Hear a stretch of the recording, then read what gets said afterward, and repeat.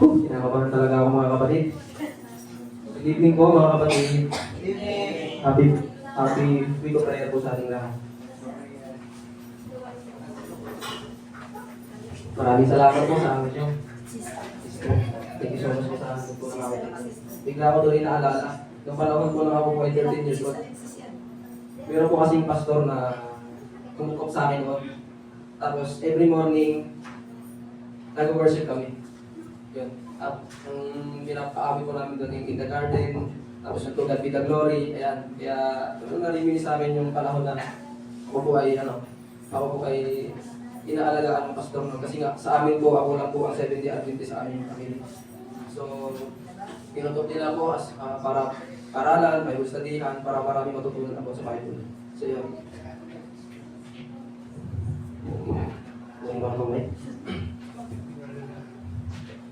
Ang aking pong ang title ng aking ang sabi ko ngayon, that's Revelation and Action. Nung una magbigay sa akin ito, sabi ko, hindi ako marunong magsalita paano kaya ako. Tapos, that's Revelation pa, parang naisip ko, prophecies to. Oo, yan na ba ako?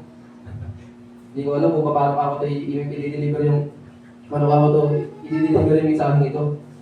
Pero, ang Panginoon na, pero sa awa ng Panginoon, kaya, ang Panginoon ang bahala kung ano. Ang Panginoon ang bahala kung paano ko i-deliver ang mensahe ito sa gabi ito. Yan. Ang aming text ay nasa 2 Chronica 20:20, nakalagay dito. Nakasulat dito, ang nakasaad dito, sabi dito. Kaya sila bumangon ng maaga, kinaumagahan, at pumunta sa ilang ito. Tikoa. Natapos sila papalabas, tumayo sa Diyos at nagsabi, makinig kayo sa akin o Huda, at kayo mga naninirahan sa Jerusalem. Manampalataya kayo sa Panginoon ng Diyos, at kayo magiging matatag. Maniwala kayo sa kanyang mga propeta, kayo pumunta. Tayo po muna yung matalangin mga kapatid. Punta kayo na namin Diyos ng mga pangyarihan sa lahat. Tapos po Panginoon, ang ipagmamahal sa amin. Sa pamagitan po Panginoon, kami po iniingatan sa araw-araw.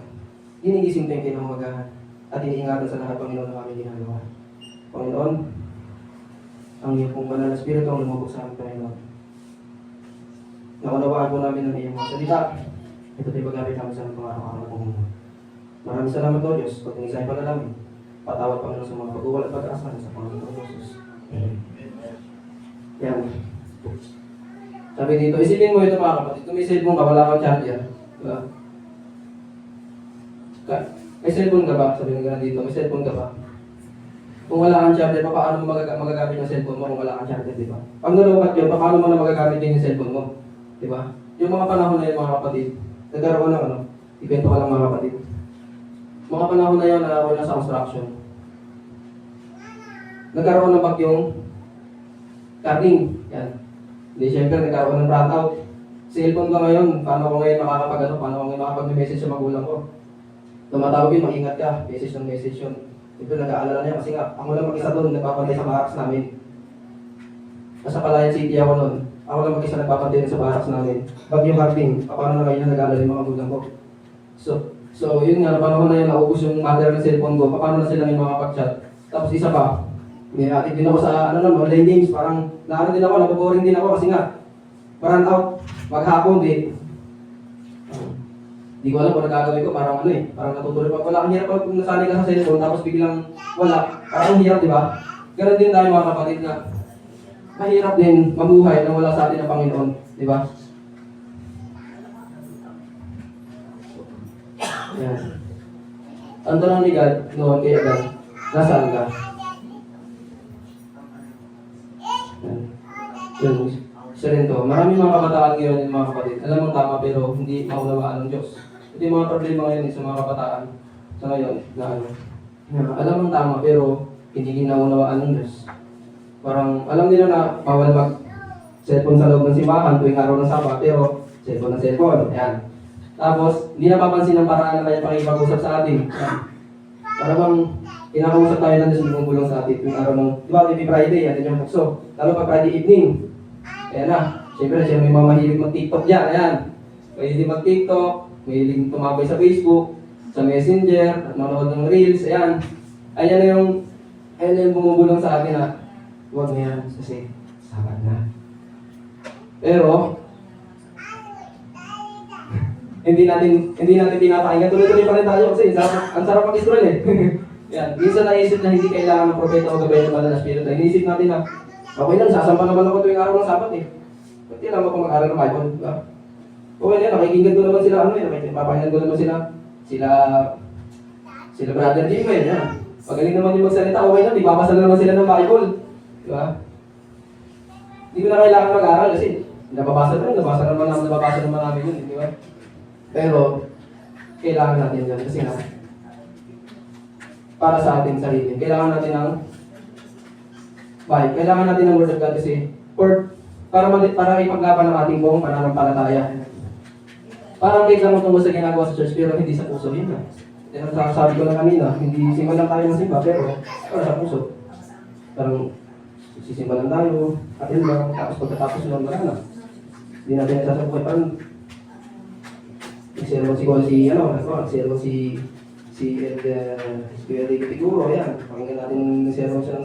Si Brother Jimbel. Parang papasok lang sa tingan natin, pero lang sa kabila. Yun. Next po. Ang pahayag ng Diyos kasi nasa buhay. Ano nga ba yung pahayag ng Diyos kasi nasa buhay? Next po.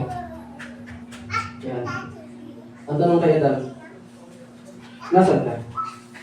Diba? Ito yung panahon na ito yung kwento na nagkasala na si Adam and Eve. Yan.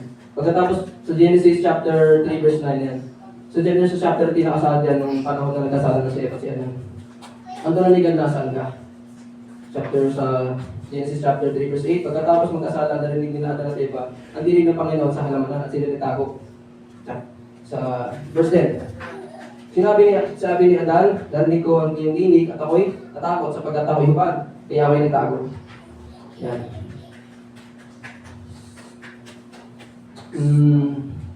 Yun nga mga kapatid. Kapag halimbawa nagkakasala tayo ganyan, parang guilty tayo, like kaya kita Adam and Eve, no? Nang magkasala sila, hinanap sila ng Diyos. Hinanap sila ng Diyos na saan na. Ayaw nila mapakita sapagkat guilty sila ng salib. Nagkasala sa Panginoon. Hinayin nila yung bunga na pinagbabawal ng Panginoon. Pero ang Panginoon sabi nila, pero ang Panginoon hinahanap pa rin siya kahit na gano'n, di ba? Kasi sinabi ng gano'n. Sinabi ng Diyos na pag kinain mo yung bunga na yun, tsaka na mamamatay ka. Pero dapat patay na sila nun, di ba? Pero bakit hinanap pa rin sila ng Panginoon? Kasi andun yung ibig sabihin ng Panginoon doon na parang gustong-gusto niya makapag-usap, gustong-gusto na makipag-ugnayan kasi iba tadan. Nasa panahon na yun, subalit nagtago sila. Pero, tinugunan pa rin ng Panginoong Diyos ang kanilang pangangailangan sa verse chapter, sa may verse 21, tinugunan ng Diyos ang kanilang pangangailangan. Ginawa ng Panginoong Diyos, ng kanyang asawa, ng kasuotang balat, at sila dinamita. Sa mga panahon na yun, di pa nila alam yun eh. Nung di pa sila kumakain ng bunga na yun, sila hubad. Kasi nga nung may palabalhatian ng Diyos, nasa kanila pa, yung panahon na hindi pa nila kinakain, yung bunga ng pagkakaalam ng mabuti at masama. Nalaman na lang sila hubad nung sila ay nakakain na nun. Yun nga mga kapatid.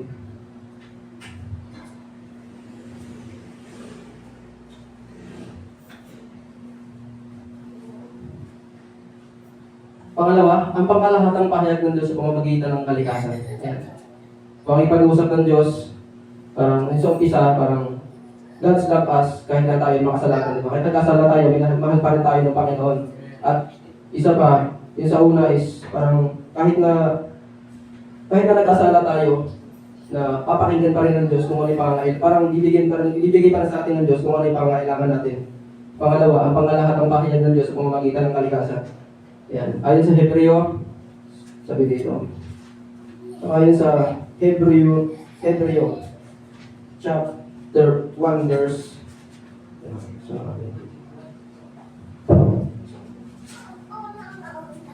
Ano ba babasahin ko?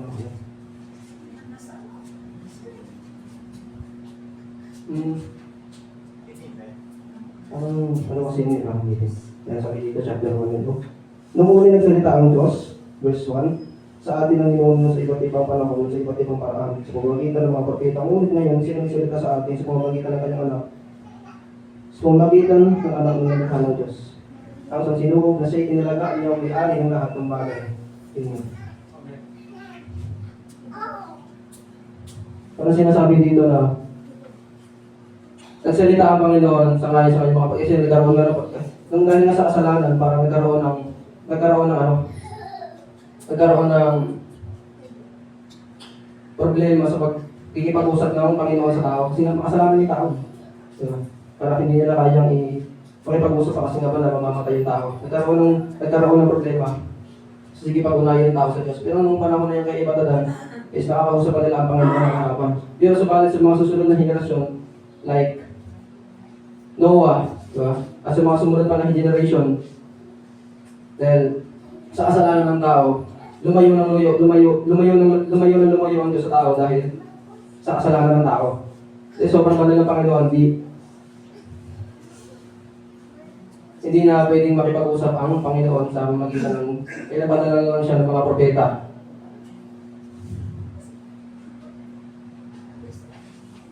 Yan. At saka, yun nga, sabi dito kasi, ang pangkalahatang kahayag ng Diyos sa pamamagitan ng kalikasan sa nature. So, pinag-uusapan kung tinutukoy pala dito yung kalikasan. Di ba?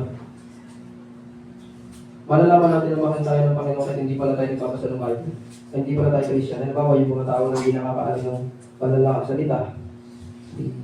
Malalaman nila na mahal sila ng Panginoon dahil sino ba yung gumawa ng ganitong mga napakaganda ng mga tanawin, di ba? Like the 7 wonders of the world, di ba?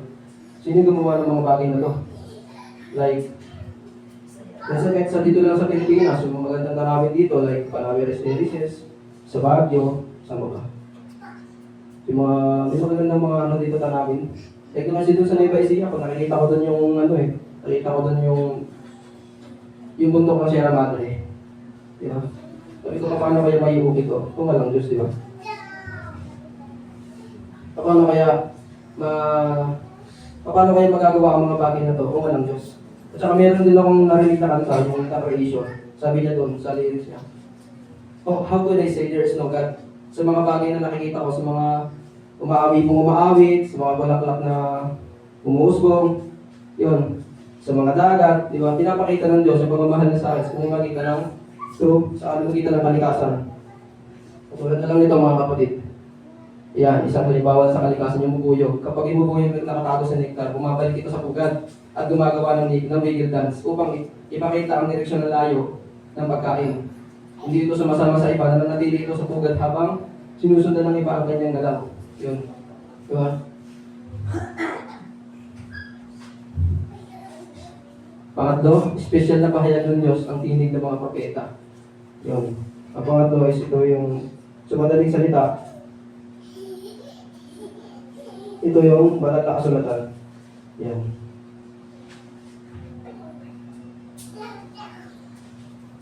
Ang special na pagpapahayag ng Diyos ay makikita sa kanyang pakikipag-usap sa mga propeta sa pamamagitan ng pangitain at mga panaginip.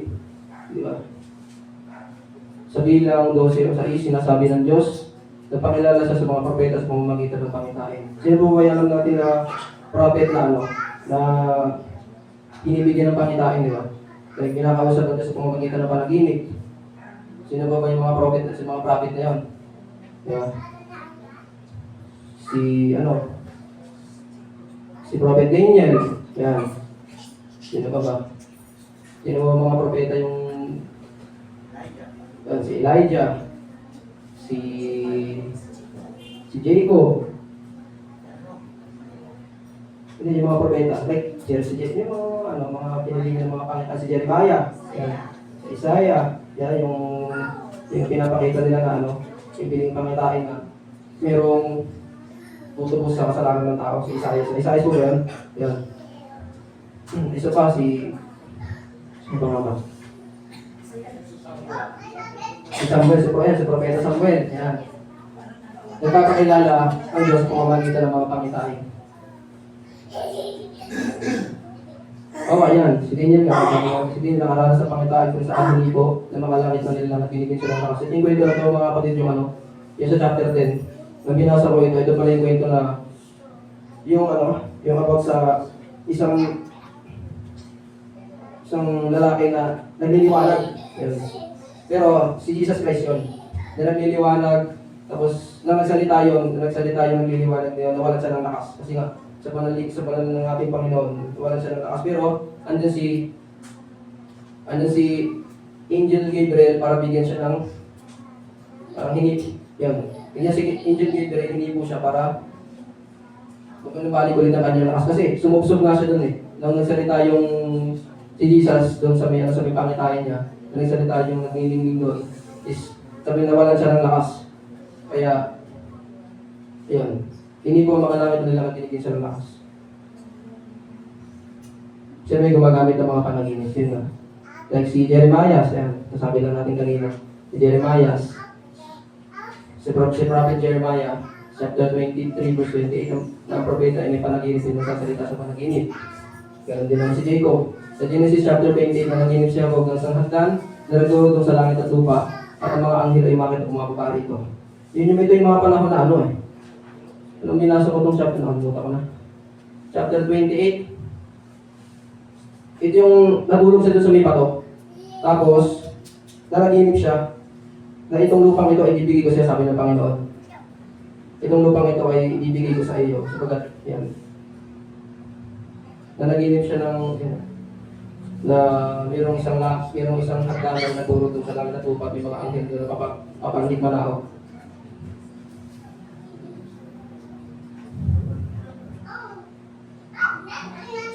Ito rin, like si Joel po. Si Prophet Joel.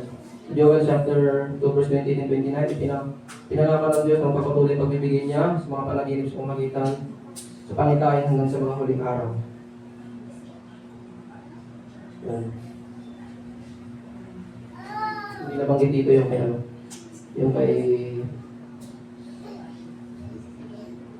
Hindi nabanggit dito yung kay ano. Yung kay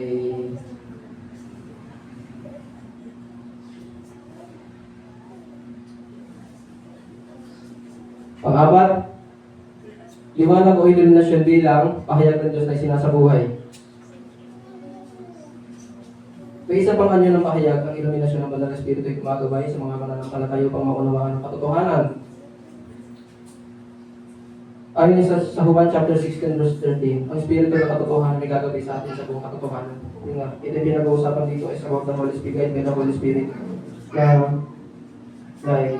Diba na mga panahon na ano, yung mga panahon na yung mga kapatid, ako po ay hindi pa Seventh-day Adventist, ako pinakikinig pa lamang ng ano. Nakikinig pa lamang ako ng salita ng Diyos. Kasi nga doon po sa may doon sa may barangay namin, meron isang nangangaral doon na pastor. Meron po si doon. So para sa mga, para nakikita ko, may mga sasaya mga bata ron, may mga ma-action. Yung mga panahon na yung mga kapatid, ako ay 13 years old. Parang naaliw ako dun sa mga nagsisipag, yun nga, like, yung ano ba yun sa children ministry matawag dun. Yun yung parang magbibigay ng story about sa Bible, yan. Grand Sabbath School ba yun? Yun, parang Grand Sabbath School. Pero ano yun, proceed yun eh. Kasi, yun nga, proceed krusada nga yun. So may mga program para sa mga bata. Pagka nagkatapos ng program dun sa, para sa Word of God. Yung tinatopic ng pastor. So yung mga panahon na yun, para bang bata pa, musmus pa lang, ay musmus tuloy. Yung bata pa na parang, wala pa lang sa Bible. Pero sa mga panahon, 13 years old, parang, ay, ito pala yung sinasabi ng Bible. Kasi ang topic kasi noon, ako sa pagkain. Natulog ko na pag nakatilan ko, ako sa pagkain. Ngayon tinapik ko ng pastor, ako sa may Bible yung ako sa pagkain ng baboy. Hindi pala kinakain yung baboy. Marami pala yun, tapos pinakita din sa may video na yung baboy pala, mayroong lumalabas na nakauko sa interviewer. Sabi ko, nakakadiri pala to, sabi ko gano'n. Hindi pala dapat kumain, nakakadiri pala to. Yung simula nun, parang yung Holy Spirit ng Panginoon ay gumabay sa akin ng mga panahon na yun na simula sa punto na narinig ko yung pastor na tinapik niya ako sa baboy, hindi na ako kumain ng baboy. Kahit hindi pa ako Seventh-day Adventist. Sabi ng nanay ko, mga panahon kasi na yun. Tapos, pag-uwi ko, nagluto sila ng kusino. About, di ba, natapik na about sa baboy. Nawala namin kung sino. Kain ka na na. Ganyan.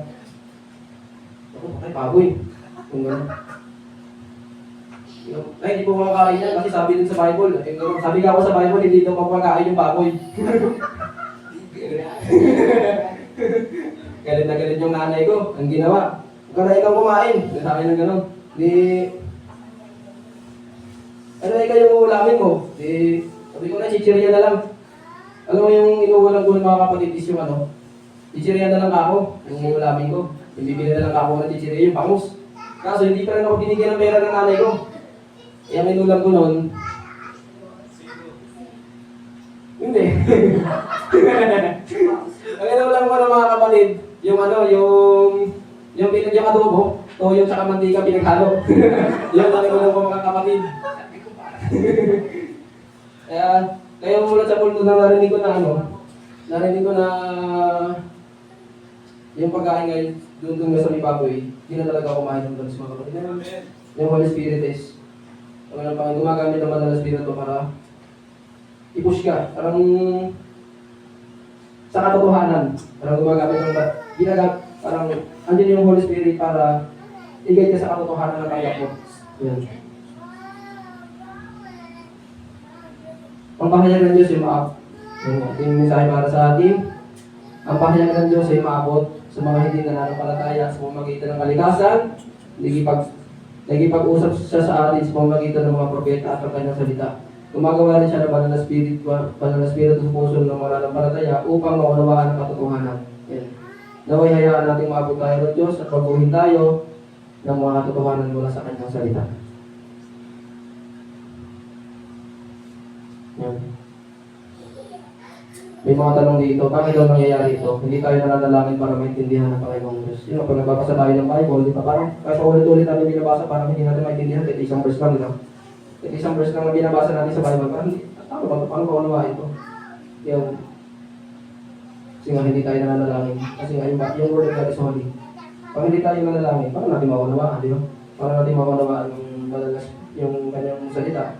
Pag hindi tayo makasama niya ng knowledge. And pangalawa, hindi napapansin ang mga payuwati sa paligid ng kalikasan sa Bible sa buhay ng iba. Hindi na natin napapansin. Mag-stress tayo. Wala lang. Pero hindi natin napapansin yung langit, maaari natin makabit ng stress. Katulad ng kanina, mga kapatid, kung tinignan mo yung langit, diba? Napakalinis. Pero, tumingin ako. Pero natin nakakatanggal ko na ng problema. Saan pala tumingin sa langit? Nakakatanggal ng problema. Diba? Binigay ng Panginoon yun para makatulong sa atin. Binigay ng Panginoon yun para hanggang sa mga alalahanin natin. Kaso, pag tumitingin rin tayo sa ibaba, ayan, tayo ng problema ulit. Kaya tingin ka na lang sa itaas. Bibiro ng mga kapatid. Pero yun nga, ginagamit ang nature para kapatanggal ng problema. Yun nga, pagmamahal sa atin ng Panginoon, susunod-sunod yung ating mga alalahanin.